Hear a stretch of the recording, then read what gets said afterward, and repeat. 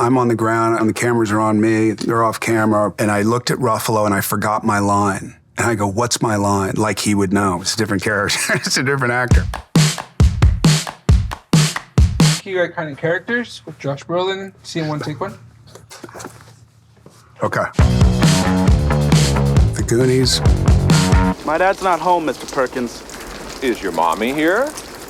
No, sir. Actually, she's out at the market buying Pampers for all his kids. I went down to live with my dad, and I had this idea of like, maybe I should try this acting thing out because I had done a theater class in my high school and I never got it. And I never wanted to do it because my dad did it. And I saw the financial fluctuations that he went through. And I thought, why would anybody want to do this? This is just dumb. So I took a class and we improvised in that class. And I got up there and it was like some middle-aged guy from the East Coast. And I don't know where it came from. It just popped in my head. And I said, I guess I'll try this. Anyway, there was a lot of laughter. And I remember how it felt. It was like that thing that you hear where something just clicks and you're like, oh, I want to do this. Like, this is super scary, super uncertain, and I like that. So when I went to go out and look for agents, I hadn't done anything. So I like made up theaters. I went on like 300 auditions before that. And then I think the 301st or 312th or whatever was a Goonies audition. I was asked back 6 times before they said yes. We can't go. We can't leave all that gold. That's our future. No, Mikey, we stay here and we got no future. Now, come on. Come back for it later. All that rich Come stuff. on! The pirate ship. Don't ruin my childhood or anything. Like, how cool was that set? It's amazing. They didn't let us see it for the longest time. 5 months? Something like that. But super, super, super cool. I'm saying that in all honesty. There was nothing not cool about it. Anne Ramsey, she was really old at the time, so she would get close to the plank and she would get really, and she's supposed to be tough. Robert Davi, Joey Pantoliano, us, pocketing doubloons and all this stuff. I wish I knew where those were. I don't.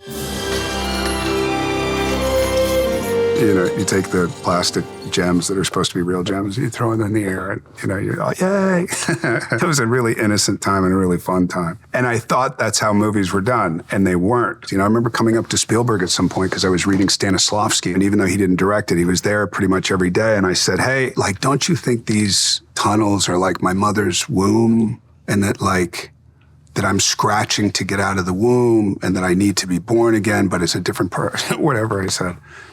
And he looked at me and he goes, just act. And I was like, I know, but, and he wasn't being like rude. He was just like, don't overcomplicate it. Just get in there, look around, listen to people, and just do your deal. I'm serious, Brandon. That's not funny. He takes one step outside and you are in deep, absolutely the deepest... Shit, Ma. I don't like that language. That's exactly what you're going to be in. I mean, it was great, though. You were like the big brother, all these amazing kids, and these kids had worked. They can't wait until tomorrow when they foreclose on all the whatever you call it. Ke Huy Quan, you'd done Indiana Jones, and then you have this thing that, like, he quit acting. He was doing stunt coordinating. You can go, oh, that person had their time and they're done. And then 20 years later, bang, they have a time again. It's a different time. It's a totally different setup. I mean, so emotional and so available. And you go, like, how? Like, why now? He's lived this life. There was so much that he brought to it. Very happy and proud of him. When people haven't seen the Goonies, I think that something might be, like, wrong with their DNA or something. You know what I'm saying? It's the fact that it's become, like, part of the fabric. It's the only movie I've done, maybe because I haven't been alive long enough. I see it go generation after generation after generation. So people are showing their kids now, and they're really excited showing their kids because they remember the experience that they had when it first came out, and that's a really satisfying thing. Sicario. I had turned down Sicario, strangely enough, with Denis a couple of times, and Roger Deakins had said to me at some point, stop being an asshole and get down there, your face is on the drawings. And I was like, okay, I'll stop being an asshole. I didn't know I was being an asshole, but Denis had said this thing, like, we're gonna develop it and all that, and you hear every director say that, and it's usually bullshit, and it's kind of a go-to for every director to make the actor feel like super important. Anyway, we did develop it, and Denis that kind of director, where he's like, what's working, what's not working, and this is what we had planned, but it doesn't feel right, so let's try something else. What are we looking for? Just keep watching. In the beginning, I told Denis, like, I need a hook. Like, there's something that I need to have as a foundation and a base that I can always rely on, that I can always fall back on. And I was doing that first scene and I was really nervous. I got really nervous. And if that's called for in the scene, then great. But it wasn't called for in the scene because I was like supposed to be super confident, whatever. Denis pulled out, I think he pulled out a piece of gum to chew it himself. And I said, can I have a piece of that gum? And I put it in my mouth. And I said, I'm good. I'm there. And it was the gum. The gum became almost like its own character in the movie. There's a scene at the end with Emily that we had created maybe 15 minutes before we did it in the middle of the night. During that scene, because it was so intense and so kind of face to face, there was a moment where I looked away, like just kind of getting myself together and deciding what I wanted to do, given that she was going to go tell everybody. You listen.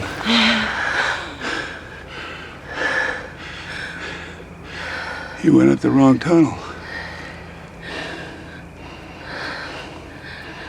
You saw things you shouldn't have seen. When the reality was, I forgot my line, and I looked, and I was where is that fucking line? What is it? What did we just write? But he didn't cut around it. He used it, and that's another great thing about Denis is that he uses things, and it feels like a family. It feels like a team, as opposed to, oh, I'm an actor, and I want to have an idea.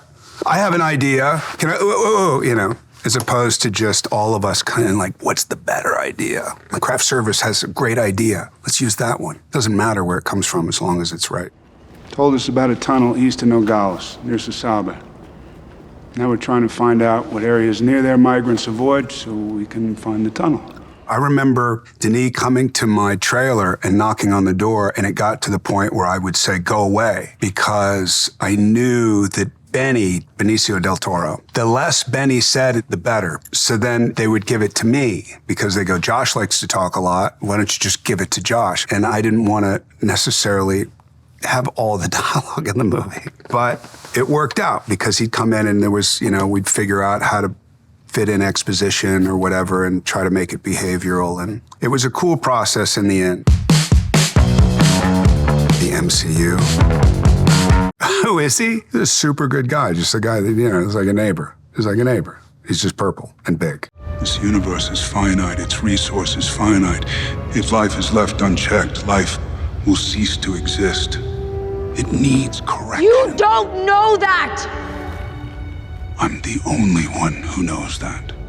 At least I'm the only one with the will to act on it. That, to me, is the most interesting question because people go, look, he's talking about getting rid of half the planet in order to save half the planet. It's just a ratio reality that he's talking about. But then what's behind it? What's the intention behind it? It's just an excuse to kill. It's an excuse to take over, to leverage, or to power, and all that kind of stuff. It's almost like watching a Quentin Tarantino movie where you cringe, but you don't leave the theater.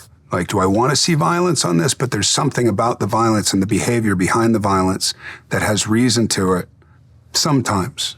When they asked me to do it, it was more like a cameo early on, and they gave me this huge Bible of this character, Thanos. And I went through it, and I got so into it, and I didn't expect it at all. Like, I almost said no just because I was like, Marvel, and I don't know, and it's not really what I do. And I think that's what was so fun about playing that character, was the psychology of it, the behavior of it. And then the Russos would come up and they'd be like, remember that scene in Scarface? And you're like, what? Yeah. Remember that guy with the chainsaw? Yes. Do that, but with your voice. Well. What a great direction. You should have killed me.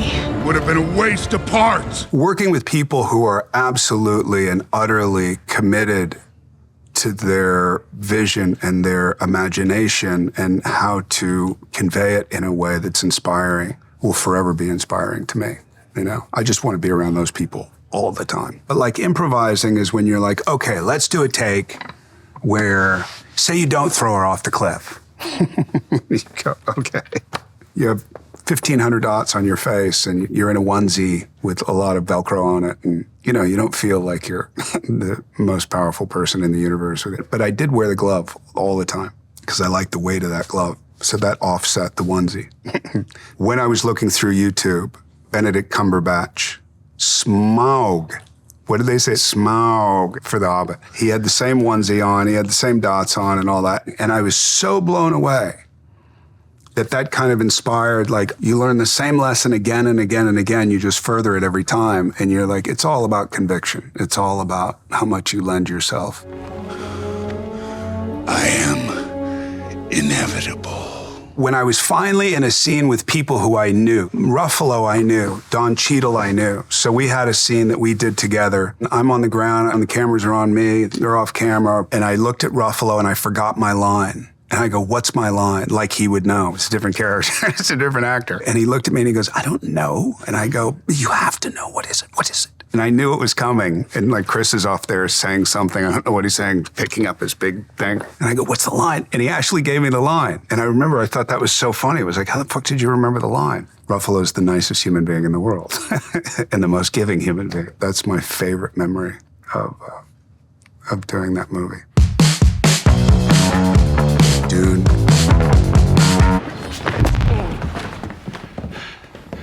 Come on. Come on. Oh, man. Having worked with Denis before, I think it was something that he thought that I wouldn't do for whatever reason. And when he offered it to me, you know, he said, I'll send you the script. And I said, no need, because I just had a feeling, first of all, and it was Denis second of all. And then it turned out that it was going to be a lot of work. So I had to deal with that. You know, it was very, very, very physical, and I wasn't necessarily in the best shape at that point. But then when you're in a place like outside of Abu Dhabi, there's a different feeling because we were surrounded by 100 kilometers in every direction of nothing but sand. And my body changed. So it was like everything that you have or that I had planned for the movie suddenly became a moot point. It started taking on its own life. You know what I mean? And you're out there and you're like, am I in good shape? And am I this? And it's all kind of cosmetic. And then it starts to affect you in the ways that it affects you. And you start sleeping out in the sand, not as an affectation, but as something that is pulling at you. Something that I've written about a lot. You know, we have a book coming out in the fall, and Greg Fraser and I did 2 books for Dune 1 and Dune 2. And a lot of that writing is around that time or in remembrance of that time. And there's something about the spiritual aspects without it being the trend word spiritual, the spirit aspects of being out in the desert that are so overwhelming, kind of like the sea. I find it beautifully right-sizing. My lungs taste the air of time, blown past fallen sand. You know, you're talking about the greatest actors. And so you have, in a group, you have the newbies that are amazing, you have the veterans, and then you have like the legendary actors, Chris Walken and Charlotte, and they're all in one room. And you're like, what the fuck am I doing here, man? This is crazy. This is crazy. And is there professionally anywhere else I would rather be? No. And then helming the whole thing is a guy who is not only my good friend, but I have incredible, immeasurable respect for. I've been fortunate enough to do a few movies like that, and if it all goes to shit now, I'm still good. No Country for Old Men. If I don't come back, you tell Mother I love her. Your mother's dead, Llewellyn. Well, then I'll tell her myself. Lucky. Pure luck. I mean, I had read for it. When I was doing Grindhouse. We had done an audition tape that Quentin Tarantino kind of helped to direct, and Robert Rodriguez, who was my friend, said, why don't we just use our camera? I did that, sent it to him, never got a response. My agent had gotten Ethan's phone number and said, please, I know this is it, but just see him. And they sent me 6 scenes, and I studied the 6 scenes, and I went down there. I stopped at a boot barn on the way down and grabbed a cowboy hat because I didn't have mine and rubbed it on the asphalt a little bit, put it on. And who I think was going to get it came out. They were all laughing together. It was uproariously laughing like a family. I was like, I know I'm never going to get this. And I went in there and I read, and Joel stared at me. And then Ethan asked me, can you do a West Texas accent? And I said, I was. And he said, oh, good. Which I didn't understand. And then I left and I thought, I read for the Coens, that's super cool. And I always have that, but there was not a chance I felt like I was gonna get it. And then they called me at about noon that day and they said, would you be interested in doing this movie? Let me check, hold on a second. Let me check my schedule. I haven't worked in 12 months. Yeah, I'll do it. So it was luck. I mean, it was luck, and it's just something very particular that they were looking for that I think they found in me for that. I need to know that. Keep running that mouth of yours, I'm gonna take you in the back and screw you. Big talk. Keep it up. I would call like West Texas, different motels and all that, and I say, hey, I'm thinking about coming in, and And where should I, do you have room, or what's good to do around? And then you start conversations with people over the phone, and I would record them. And I had stopped at a gas station, and I heard some guy. And I was like, where are you from? And he goes, oh, I'm West Texas. And it was like, no shit. And that was the voice that I used. Don't worry, I'm not the man who's after you. I know that. I've seen him. You want to talk about Scooby? Scooby? Scooby was the pit bull that was used to come after me. Trained dog. It's like, you don't have to worry about getting hurt. And then at one point, he wasn't following me. We were doing it over and over and over. And they gave me, was a chew toy. They go, have him see you put it in your pants, and then he'll come after it, meaning he'll come after you. And then you're in the water, and then you're freezing, and then you're trying to keep your face above water, and you're not able to use your right arm.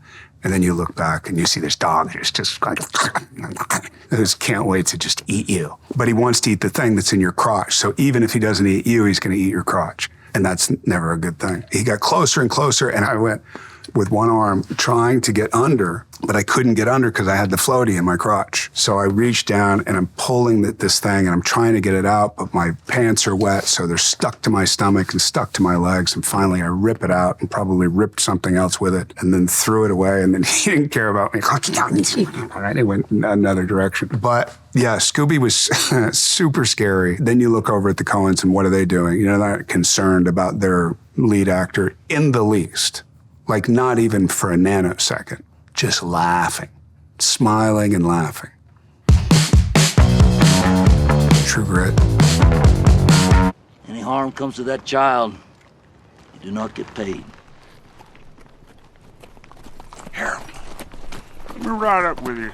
Harold, I will pay you $50 out of my winnings. I am not heavy. We were rehearsing in Santa Fe. We did that in Santa Fe too, and it wasn't a huge role, but it was like a thing that I was doing, and it just didn't work. And I knew it didn't work. And they never said anything, but I looked at Ethan and Joel at one point, and I was like, this isn't working, is it? And they go, I don't think so. And that's the kind of collaborative, egoless kind of place that you get to. And you're like, okay, what do I do? And they used to rehearsing with Matt Damon and be like, let's scream our lines, or let's do, you're in a panic at that point. And then this kind of like somewhere between like my aunt and Michael Shannon and, he was kind of like, you talk like this. I don't understand what you mean. What do you mean? We looked at each other and we go, is that it? And they go, maybe.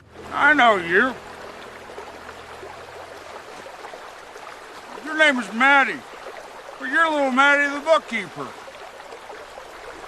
Isn't that something? But it was like, there was no way you were going to do that. Like, who would do that? Nobody would do that. That's just dumb. That's like career ending. But fuck it. And we did it. And it worked. I lost a bunch of weight. I have a big skull. I have a big head. So the more weight I lose, the bigger it looks like somebody's pumping up my head. So that made him look more awkward than I already look. And then we took a knife and we cut my hair. So it's kind of, like, what would it be like for those guys back there? They didn't go to the, maybe if they were in town, they went to a barber, but I doubt that this sociopath went to a barber, you know what I mean? Well, I don't want to spend that kind of money. I'm going to do it myself. And then it becomes fun. And it was a great moment that Joel and Ethan kind of took advantage of, and it just came out of like, it was just an ad-lib movement. And was talking to Haley Steinfeld's character, and that's when you see him change, because he looks like a child before that, like a Lenny type. On Mice and Men, and then he moves his head a certain way, and then everything changes. And that's when it starts to become like a shorthand, and you see how it works better for the movie, something that you may not have seen had they not done that, but then you see it because they, piggybacked on that. From that point on, it became like three brothers working together. Men in Black 3. My granddaddy always said, if you got a problem that you can't solve, helps to get out of your head. Pie, it's good. Pie? Yeah. Your granddaddy, heavyset man? A little bit. Barry Sonnenfeld called me and said, hey, do you want to do this? I heard this impression when I was out with Josh and the Coens, and he convinced the studio that I should do it. And then I went down to Mexico with my computer and GarageBand and the first Men in Black. I didn't like watching the second Men in Black, but the first Men in Black, there was something about his young tone. The only comfort I can offer is my promise that tomorrow morning you won't remember a thing. And I watched it over and over and over and over and over. And I don't know if it was I had to unlearn what I had, the little funny thing that I had done, and then relearn it. I don't know what it was, but I just kept getting worse and worse and worse and worse. You know, it's funny because like when you do an impression, when you do a drunk impression of Tommy, that's one thing. And it's like people laugh or, you know, you sort of got it. But the truth of the matter is like getting Tommy is an impossibility. Tommy could never do Tommy.